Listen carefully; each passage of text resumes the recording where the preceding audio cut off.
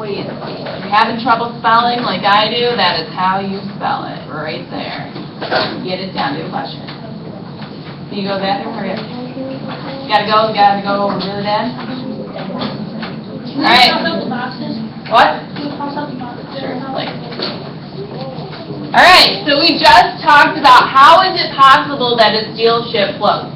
Steel is clearly more dense than water. I don't know the exact density. I think it's like 7.8 grams per cubic centimeter or something like that. Yeah, I think it varies too because it's actually, steel is weird because steel's not an element. Yeah. It varies, like 7.8, 7.9. Yeah, so how is it possible that a huge boat, don't worry, we're going to talk about this, so don't get your hands up yet, can float? And what we're going to do is we're going to do a simulation, because I can't really fit a cruise ship in this room. It'd be kind of hard. So we're going to use clay as our simulation for steel. And what we first need to do is we first need to compute the density of the clay. So you just need to set up 2 FICA boxes. This is going to be really easy, really quick, because you guys already know how to do this. Set up 2 FICA boxes to calculate the density of this lovely block of clay. It's a cube. I tried to. What? It's like a, yeah, and I don't have a bad spray tan. It's just that the color from the terracotta clay dyes your hand. That's why I have the lab coat on, because when it just gets messy, and then I look like I have bad spray tan everywhere. So if I touch my face, can someone please tell me if I smudge bad spray tan? That'd be really helpful. You're probably like, nope, I'm not. So get these 2 FICA boxes down on your paper. All right. So the first thing we need to calculate when we're calculating density, we need to figure out the volume. What is the equation for volume that I should put in this first box? Yes. Yep, so volume equals length times width times height. That goes in the first box.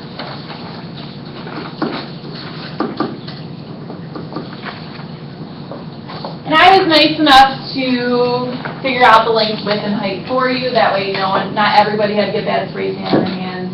I thought that'd be kind of mean. So, you want bad spray tan? That's a little weird.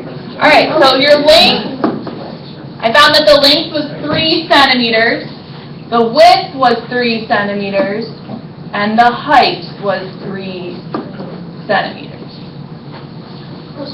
How did you make it perfect? Yeah, I tried this. I measured it, 3, it's cubed.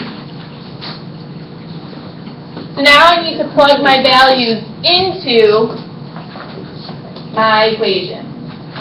So I should have 3 times 3 times 3. Now remember, 3 cubed is not the same as 3 times 3. So can someone please put, we have 3 centimeters times 3 centimeters times 3 centimeters. So put that into the calculator if you have one in front of you on the table, and can you please tell me what the volume of that clay cube should be based on this? Yes, one. 27.0 centimeters. 27, great. 27.0, rounded to the nearest tenth, and you have your unit centimeters cubed. So great, we've got the volume of this cube. It is 27 cubic centimeters. Sweet. All right. Now we have to compute the density. Can someone raise their hand and tell me what this formula is for density? It is mass. Yep, so mass. Or MV. Yep, D equals M divided by V. Density equals mass divided by volume.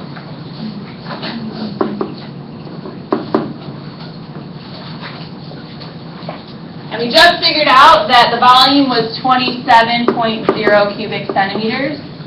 Since I didn't want to spread the nasty spray tan around, I also figured out the mass for you. And the mass is 54.6 grams.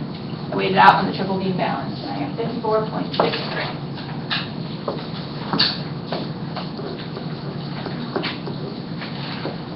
So now I need to plug my information into my equation. Who knows what goes on the top, the numerator, of the equation density? Ginny, what should be on my top? 54.6 And what's your unit? grams. Grams. And what should go in the bottom? I got 54.6 grams for my mass on the top of my equation. I now need to put what number in the denominator? Samir, what should be in there? 27.0 centimeter cube. Yep. So plug those values into your calculator, 54.6 and 27.0. And based on that calculation, what should your density be? See more hands. Everyone should put it in the calculator. What should the density, Devin, what is it? 2.0. So if you round that to the nearest tenth, so 2, rounded that 2.0?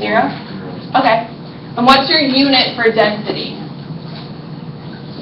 Everyone knows what the unit for density is, so. Someone I haven't heard from today, Caitlin, what's that? Grams per centimeter. Yep, so grams per centimeters cubed is my unit. So now I just found out that the density of this cube is 2 grams per cubic centimeter. So raising your hand based on what we know about the density of this clay cube, should this cube float, sink, or hover, and why? When I place it in this water, should it float, sink, or hover, and why? Do you want to tell me, right? Or Natalie? You said sink, okay? Why should this sink? Do you want to explain why? Because the density is less than. Is it less than 1? Yeah, that's fine. So the density is what? Natalie? So the density of my clay cube is greater than 1, so you guys are predicting that it should sink. Should just sink. All right, ready? Drop it into the water. Test your prediction. You guys paying attention? Yeah? You're like the most amazing thing ever, clearly. All right. What did it do? It sunk. It sunk. All right. Awesome. Pretty straightforward. That's what you guys have been doing all week. What I did was I took one of these 2.0 grams per centimeter cubed, and then I formed a lovely pinch pot out of the clay. I took ceramics in high school, so I'm pretty much master of this, hopefully. We'll see. Mr. Fay, back me up on this? Master. Make it a canoe. All right, make it a canoe. So what I'm going to do is I am going to place the clay into the water. Let's hope this works. Ready? What do you notice? Okay, it's floating. So talk with the people in your group about how it's possible that we just found that something is more dense than water and now it's floating. This is like a whole.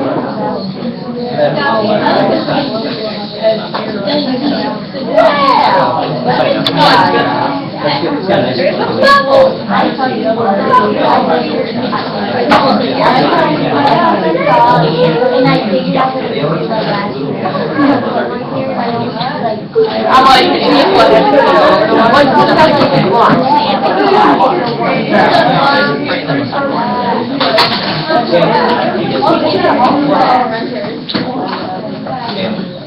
so we should be talking about why it is that something more dense than water now floats. How is that possible?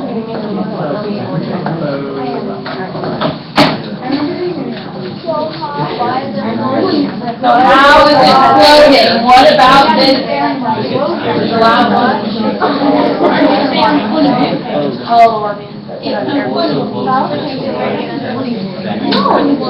All right. Everybody up here, can somebody share why they think it is possible for this clay to float? Quick question first. Did I change the mass of the clay at all? No. Okay, so I didn't change the mass of the clay. Did you just take a block? I just took this exact block. I just didn't feel like fishing out of the water, trying to pinch it in front of you guys. So I took the same block and I just made a pinch pot. So I didn't change the mass of the clay. Did I change the density of the clay? Did I change the actual density of the clay? No. No, because density is an intrinsic property. Remember, it's a property of the substance or the material itself. So I didn't actually change the density of the clay itself. Can someone explain what I did do? Hold your horses. Bryce, can you please explain, what do you think? How do you think that it's possible that this floats, but that sinks? You made it hollow on the inside, gave it air pocket, so it's not solid. All right, great. So I now have in this system, right, this was just solid clay. Now I've introduced air into the system. Is air more or less dense than water? Raise your hand, raise your hand. What is it? Less. It's less dense than water. So now I've got air in here, which is less dense than water. And what have I done by, we just said that I kept the mass the same. What did I change by pinching it into this shape? What did I change? You changed by, what you did is that you made it to a circular, it's the shape of a boat kind of, but when you put it into the water, it's like, if you ever in like the tub when you were a small kid, you would have like cups and it would float, but if you turned it upside down, it would sink. Yeah, so if I filled this air pocket with water, what would happen to this? It would sink, right? Kind of like the ballast tanks, right? The air causes float. If I filled this with water, now it's more dense and it sinks. But what did I manipulate by forming this shape in this equation? What was I able to change by making this shape? Raise your hand. The volume. I changed the volume. What did I do to the volume? Did it go up? Did it go down? Did it stay the same? Wait, how is it changing the volume? Because I changed the amount of space that it took up. Do you see how I pinched it? Does this have a greater volume than that? Yeah. Yeah, but if you really fill it full and then you just leave it out, The volume of the entire system, so like we're looking at the whole thing, is with the air, right? So we made it bigger. We increased the volume. Therefore, what did we do to the density of the overall system? By adding in air, increasing the volume. We didn't change the density of the clay itself, but what did we change about the system? You introduced air to it. Yep, so what did introducing air do to this? It made it more, it had more volume, it took up more space. Okay, so what does that do to the density of it? What happens to the It density? spread it out. Does it spread out the density? What does it do to the density of the entire object? Not just the clay, just the entire thing by increasing the volume. It's increased. It decreased the density. And when we decrease the density to less than 1, what happens? It floats. It floats. So that's just like a steel cruise ship, right? A steel cruise ship, what is the inside mostly made of? What does it have inside? Air, right? So a steel cruise ship, it increases the volume, it has air inside, and that's why it is able to float. Make sense? Kind of cool, kind of interesting. So another term that we use for floating and sinking is buoyancy. Do you want to get this down? Or buoyancy, whatever you say.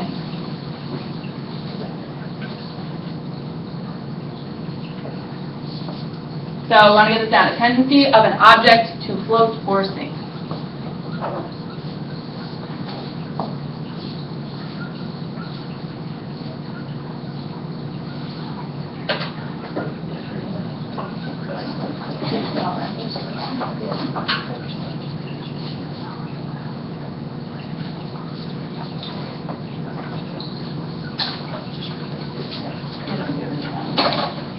All right, so tendency of an object to float.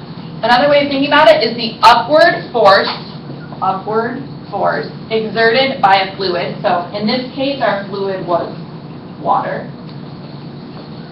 On an object, our object was the little clay pinch pot that is partially submerged. If you saw, this pinch pot wasn't just like sitting directly on top, it was kind of below the water level a little bit. So upward force exerted by a fluid on an object that is partially submerged.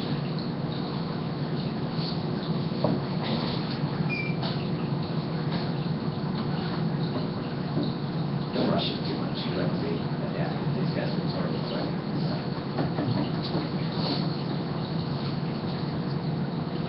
Gravity. How does gravity act on this? The force of gravity, does it go up or does it go down? You want to raise your hand? Or does it go down? What do you say? Big loud for everyone. Down. So we got gravity is acting down. So on our example little ship right there, gravity is pulling down. Force of gravity.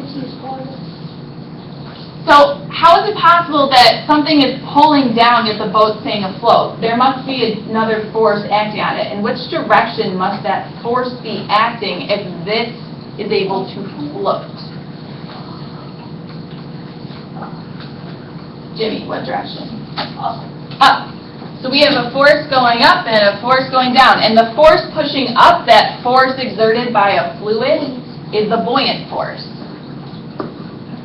So the buoyant force is pushing up on the boat. And if your buoyant force is greater than the force of gravity, your object will float. And if your gravity, or your weight, is greater than the buoyant force, your object will sink. Fantastic. And we can relate this to density. So if something has a high density, does it float or does it sink? If we're saying high density is greater than 1, raise your hand. Does it float or does it sink? And everyone's hand should be raised because you did this yesterday. So if your hand isn't raised, you don't understand what's going on. So does an object that has a high density, does it float or does it sink? Do you have an idea, Keith? Yeah, high density, greater than 1. Does it float or sink? Sink. So you have high density, something sinks. That means that it has a low buoyancy. That means it has a low tendency to float. So we have high density means low buoyancy. Sometimes, instead of calling it low buoyancy, they'll call it negative buoyancy. You hear that term? I think that was in the article about the submarine. If you're making something negatively buoyant, that means it's more likely to sink, or it has a higher tendency to sink.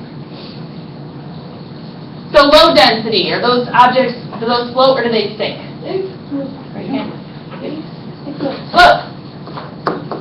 So low density, they float. That means they have a high buoyancy because they have a high tendency to float. And another way to say high buoyancy is positive buoyancy. That's how you relate density, buoyancy. So we made our density of our clay boat lower. That means it had a high buoyancy because it had a high tendency to float. And you're going to have to apply everything you learn here today, tomorrow, when you do float boats. So everybody get this down. So I guess. Alright. So tomorrow you're going to be dealing with creating your own boat. And you're going to have to take everything you know about buoyancy into consideration. So cruise ships, for example, they have a large undercarriage. They push away a lot of water to increase their buoyancy. Mr. Page, do you want to expand on this at all? I think we can expand tomorrow. Yeah, I think Tomorrow we're going to be building something like that, and you guys will be doing it in terms of a competition with each other, given materials that we give you. So it should be relatively interesting. All right, I hate to rush you. We do have about 6 or 7 minutes left in class, and we do need a total of